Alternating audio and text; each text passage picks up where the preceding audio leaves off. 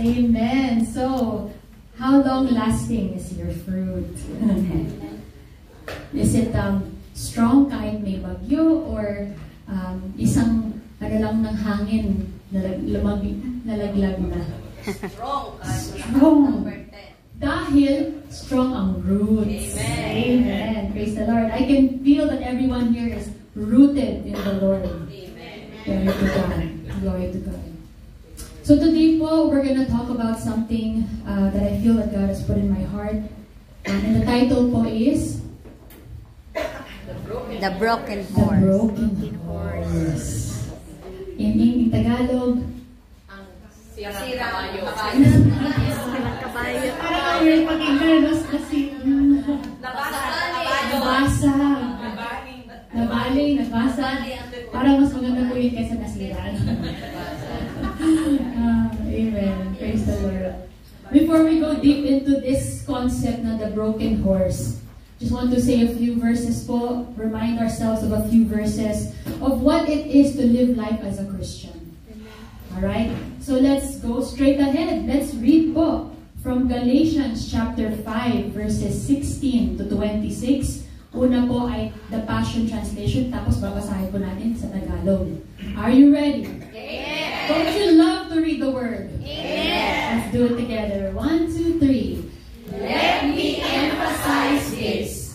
As you yield to the dynamic life and power of the Holy Spirit, you will abandon the cravings of your self-life. Amen. Next verse.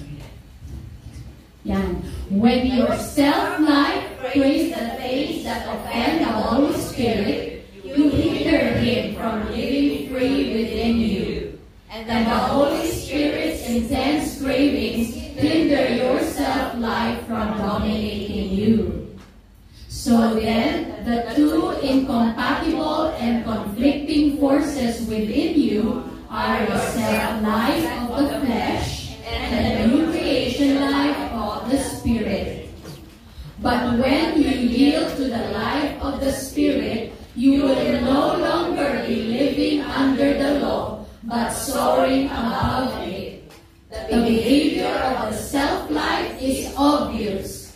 Sexual immorality, lustful thoughts, pornography, chasing after things instead of God, manipulating others, hatred of those who get in your way, senseless arguments, resentment when others are favored, temper tantrums, angry quarrels, only thinking of yourself, being in love with your own opinions, envious of the blessings of others, murder, uncontrolled addictions, wild parties, and all other similar behavior.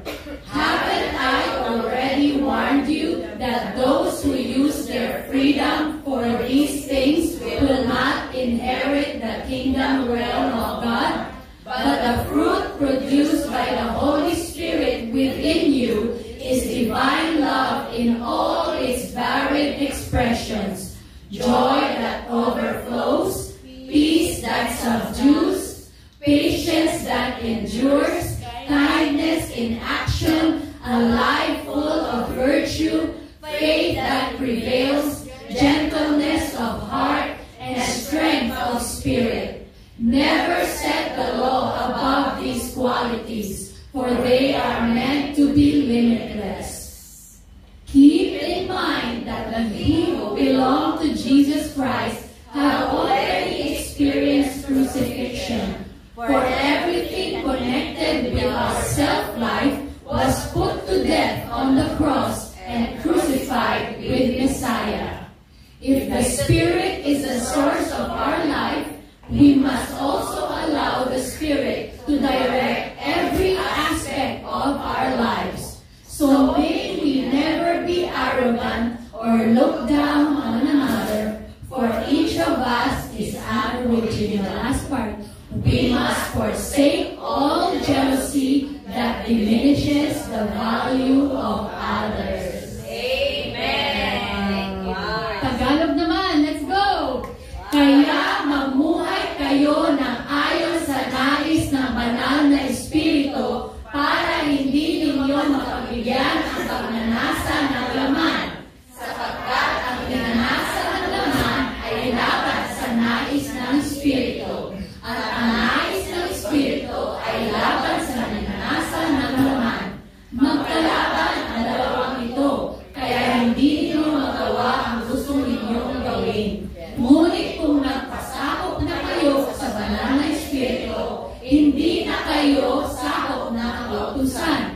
Ang mga taong sumusunod sa linanasan ng laman ay makikilala sa gawain nila. Sexual na immoralidad, kalaswaan, kamalayan, pagsamba sa mga Diyos-Diyosan, pagkukulang, pagkakuot, pag-aaway-aaway, pagkasakim, pagkagalit, pagkawatak-watak, pagkakahati-hati, pagkainggit, paglalasing, pagkahilig sa kalayawan, at iba pang kasamaan.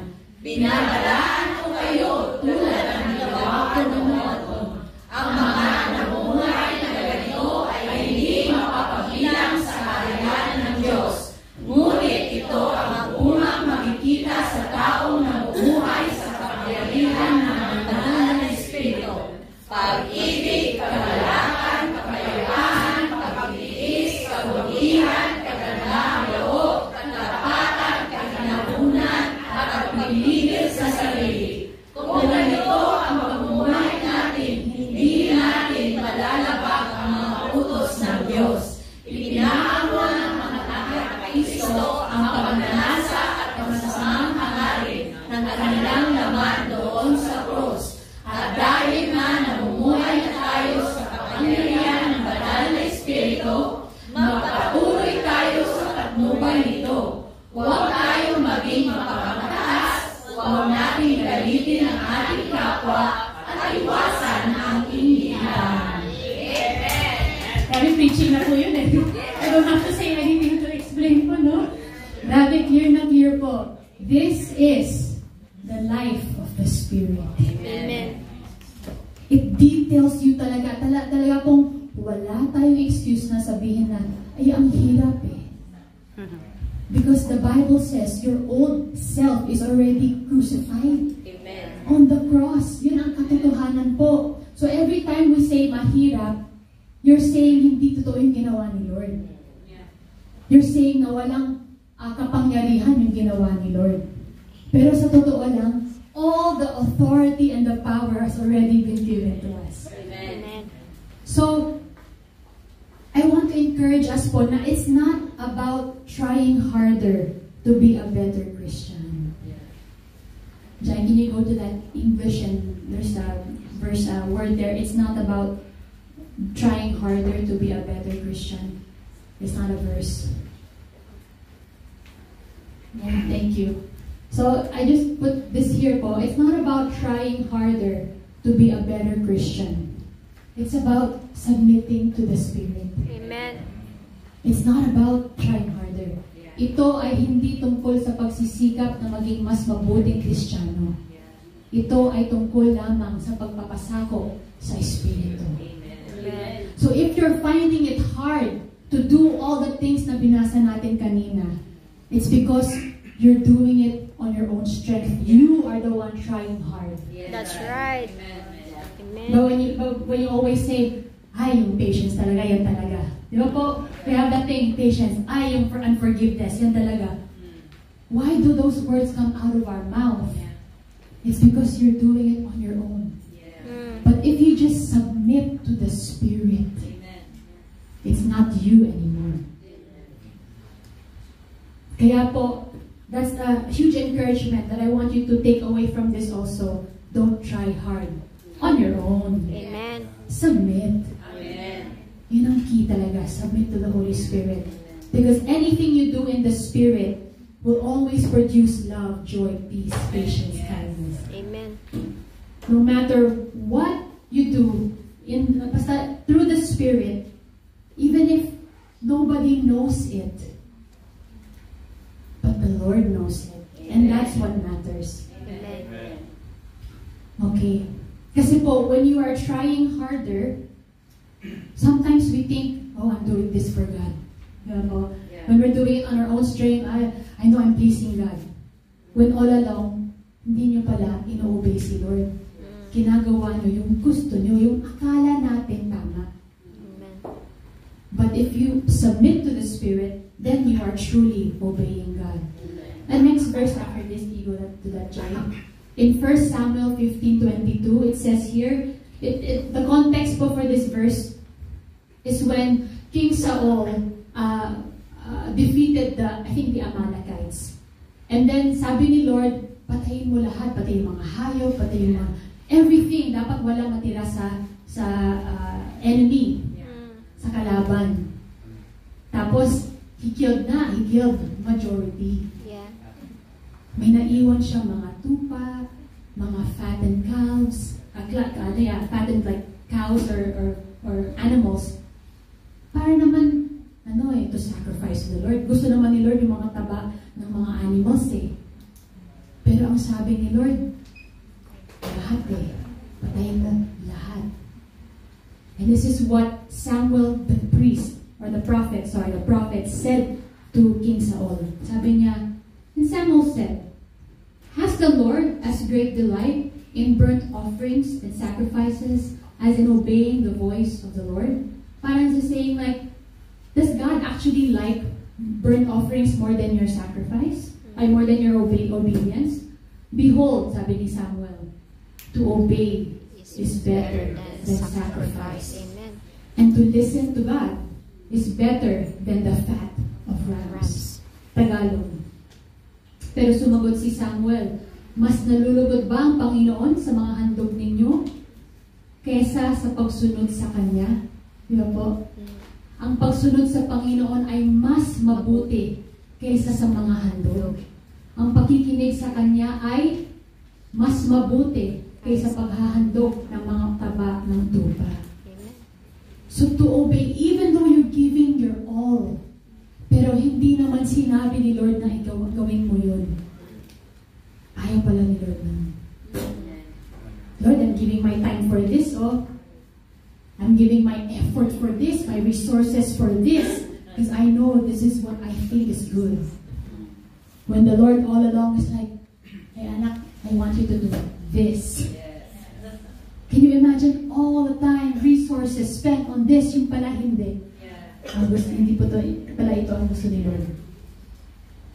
To obey is better than sacrifice. God is not, and then the next slide, Jai. God is not looking for annoyed compliance or forced religion, but joyful obedience. Amen. Ang Diyos ay hindi naghahanap ng inis na pagsunod o sa pilitang relihiyon, ngunit masayang pagsunod. Amen. God doesn't want your annoyed compliance. He doesn't want you to be like, oh, anak, I want you to do this. Diba po? Annoyed ka. You don't want to do it. Oh, but I have to love her. Really, Lord, I don't know.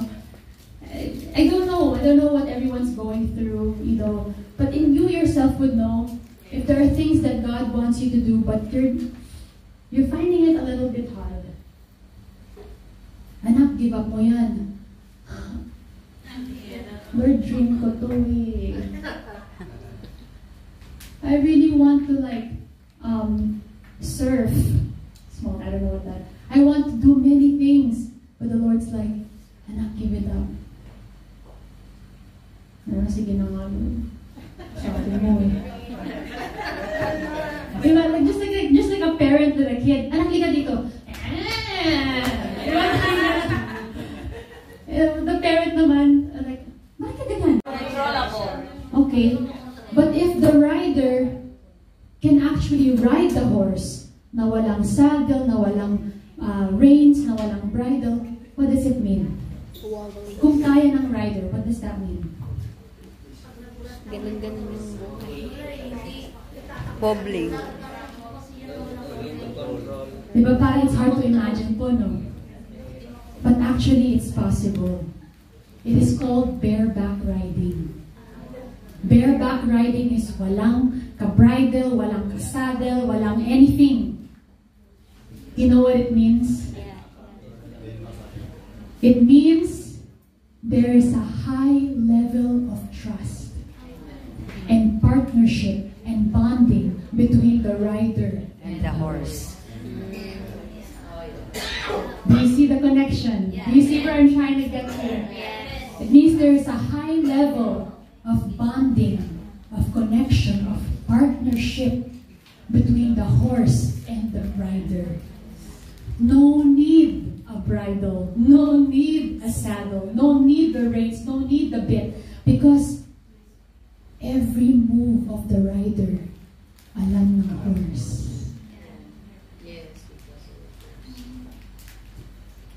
Riders can develop yung very subtle, hindi obvious na communication method, like body language, small kicks, small pulling of the hair.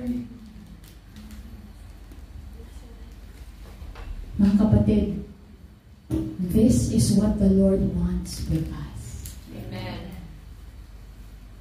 He doesn't want to bridle you. Yeah. He doesn't want to kick you into position. He wants you and Him to have a close connection. Amen. So that every move you make and every move He makes, you don't need anything to pull you back or control you. Amen.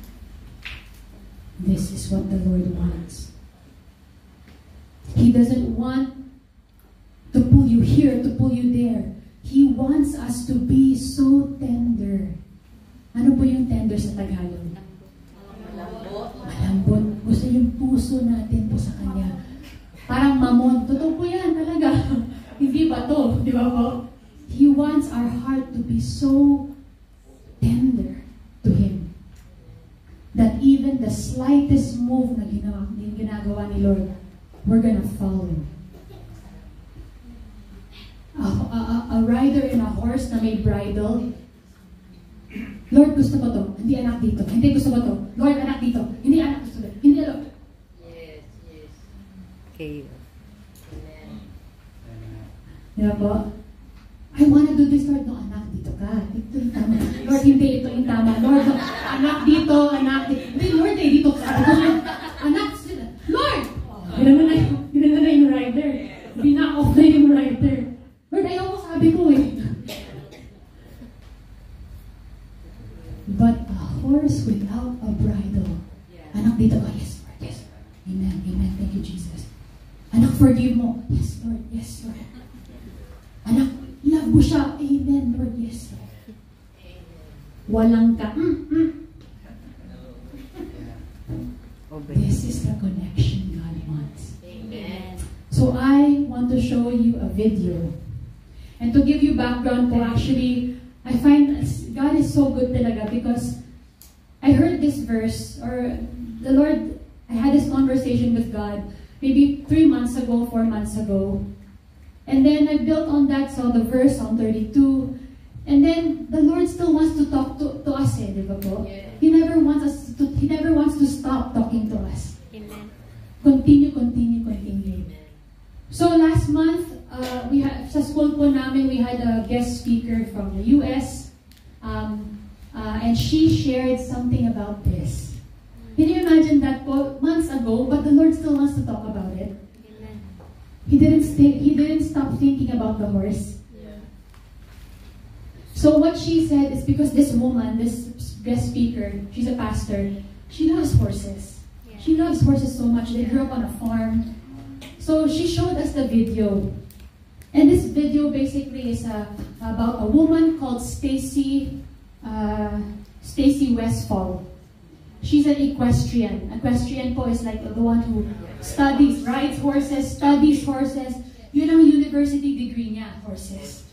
So that's how much she loves horses. So she joins competitions. But what's so special about Stacy Westfall is she does bareback riding so well. She trains horses to the point na hindi na kailangan ng bridle.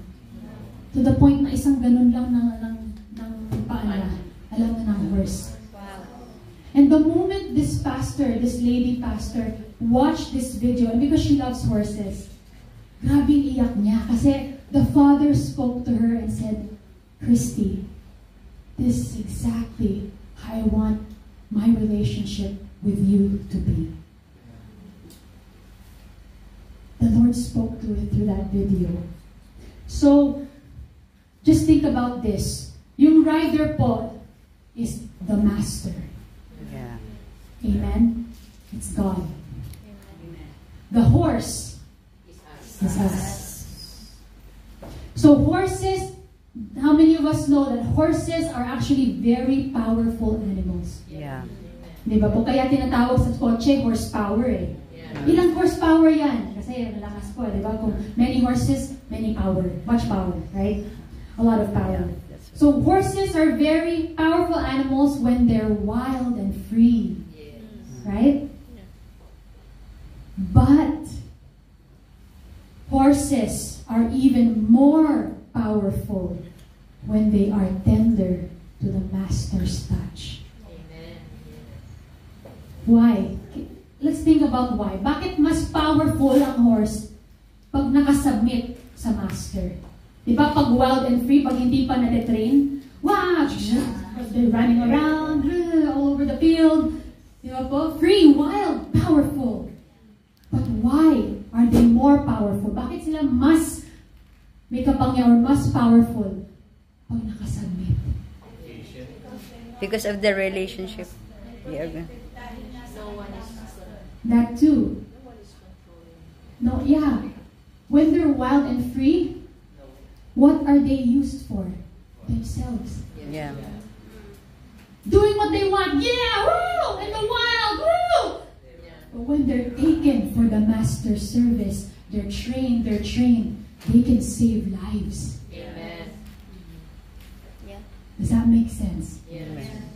So that's why they're more powerful.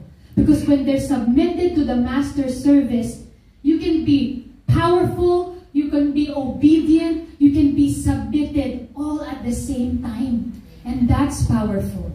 Amen. But if you're just doing things on your own, what's powerful about that? Selfish. You are more productive in the master's hands. Amen. So I will show this video po. And I pray that you'll be blessed.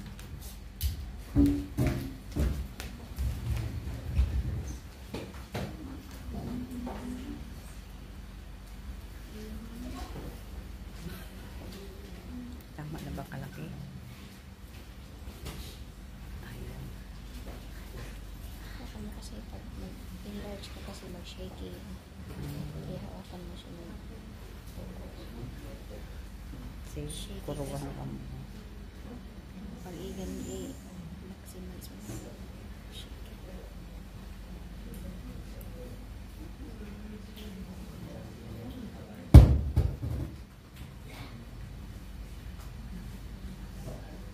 So this one po was year 2006.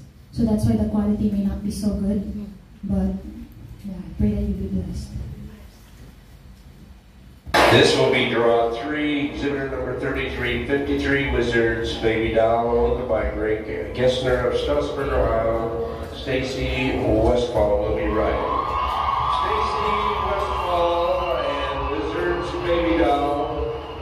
Stacy would like to dedicate this ride to her dad, who went to live in heaven just 24 days ago. Thanks for teaching me to keep trying new things. Stacy Westfall.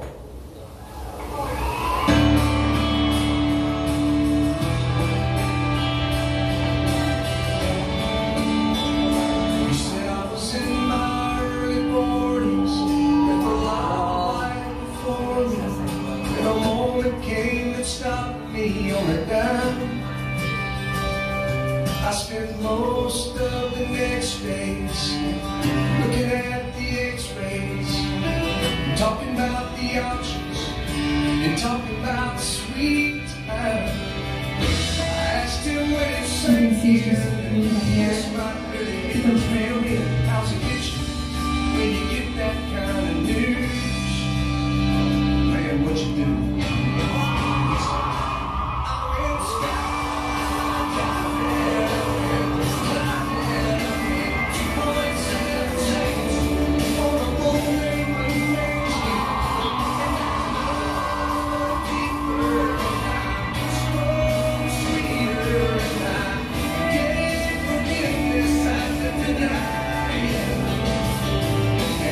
Sunday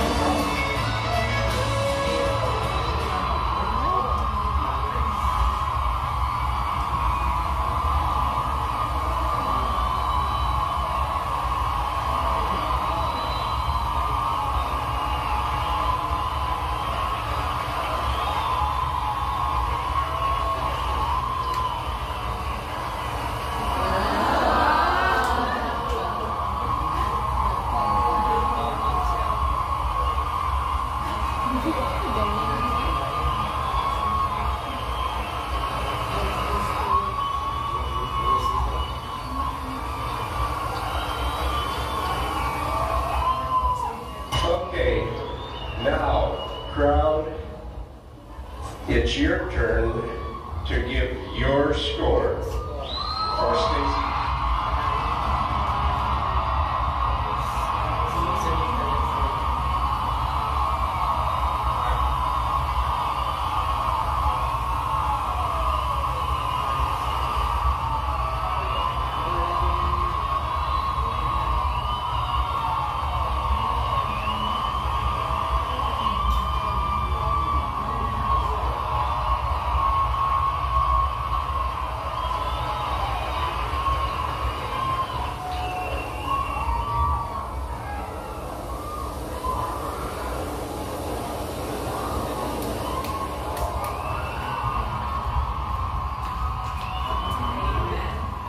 Habes po, no? Walang ka ring, walang ka bridle. And you can see po, at the very end, she stood on the horse. And she was pointing to the sky because she's a Christian. She was thanking the Lord. So, the master, and you also saw, diba? Nagbow yung horse. The master always gets the glory. But sometimes God will allow us to take a bow. But it's really at the command of the master. True joy. To be honest, I can see the joy in the horse. Yeah. Following exactly what the master was asking it to do. True joy is found in surrendering to God's will. So the question is now, how does the horse become like this? It has to be broken. The horse has to be broken from the wild and free to the fully submitted to the master. How does a horse get broken? Training every day. Sabi niya, she spent 2 years every day training this horse. Only para lang mapasunod siya. Tapos isa pang year to practice for that performance. It took long. But do you see the beauty? Attitude is very important when it comes to following God. You can make plans, but He will order your steps. When you make plans at hindi nasunod, huwag niyong i-ano si Lord. Ang tawag sa English but it's buck. Don't buck God's direction. When a horse does this, tapos mahulog yung master, it's called bucking. Don't buck. Follow. Just follow. Why? Because God sees the bigger picture. He knows. Don't think that you know better than God. Listen to His voice. Being broken kay Lord is different to being broken sa mundo. Being broken in the world, walang solusyon. Patsi-patsi lang ang solusyon. You know, some alcohol, some drugs, some gambling, everything to patch it all. There's no solution to being broken in the world. But in the Lord, it's a whole different thing. Sometimes ayaw po nating ma-break kasi afraid tayo. Diba po? Why are we so afraid of being hurt? Why are we so afraid of being hurt? Selflessness. Sometimes when someone hurt you, you forgive them na nga.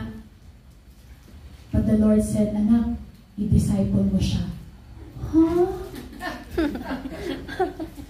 The Lord, how do I do that? I'm gonna get hurt again. I'll heal you again. Why do we complicate things? Why are we so scared of being hurt when our healer is inside of us? Amen. Why?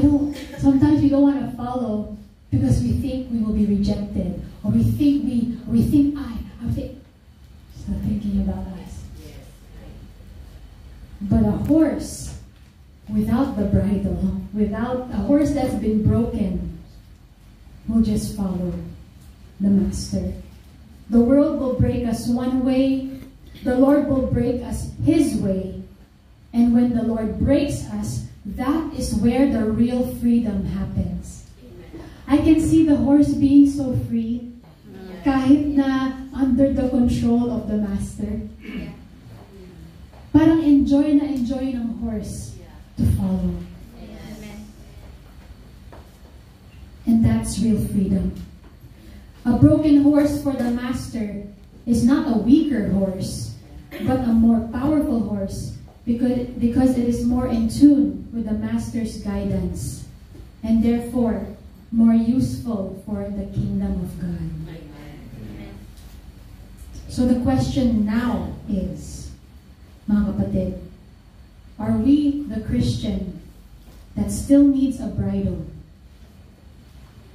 Or are we like the horse in the video that is totally submitted to the master? We want to be. There can only be one.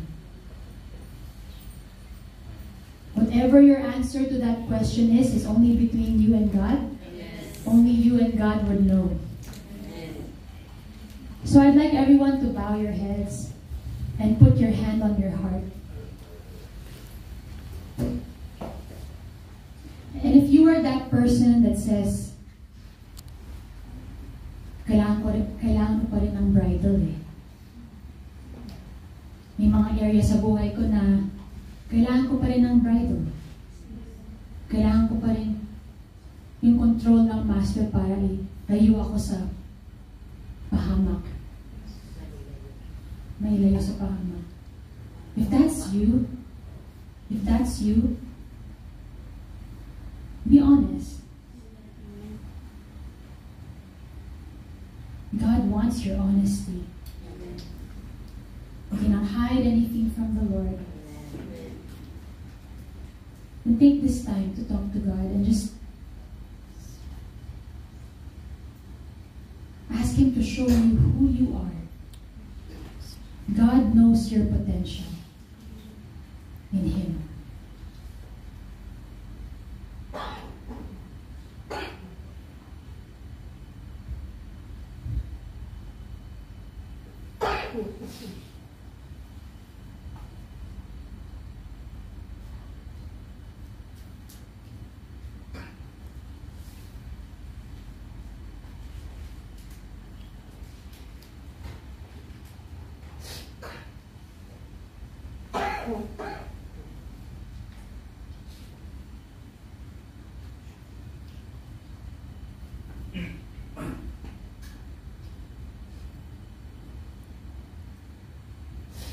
Thank you, Lord. Thank you, Jesus. I just want to pray over you. Thank you, Lord, for you're so loving. Every move you make is unconditional love. Lord, I bless my brothers and sisters here, Lord God, that truly desire to follow you, to want to know you, to want to be so submitted, fully submitted to the Master, to you, Jesus. And Lord, we thank you that this is totally easy when they submit to you. Help them see through your eyes. Help them see what you see. Like what the Psalm says, you will guide us with your eyes. And as we see what you see, Lord God, it will be easy to submit. So Lord, I thank you that they will learn that this is a beautiful journey, that they can learn more of you, to trust you, to build that bond with you, to build that intimate relationship with you, so that every move, every slight move you make, oh God, they will know. Amen. And they will act upon it without hesitation, without delay, and you will show them who you are as a wonderful, kind, loving Master. Thank you, Jesus. Thank you, Lord, for this joy of surrender. The joy of surrendering to your will. And Lord, we thank you that you are the Master of our lives. Amen. We thank you, God. Thank you, Jesus. And may we not forget, Lord, but may we always read your word, study your word, so we can know you more. Amen. Lord, we give you thanks and praise, Lord. In Jesus' name we pray. Amen.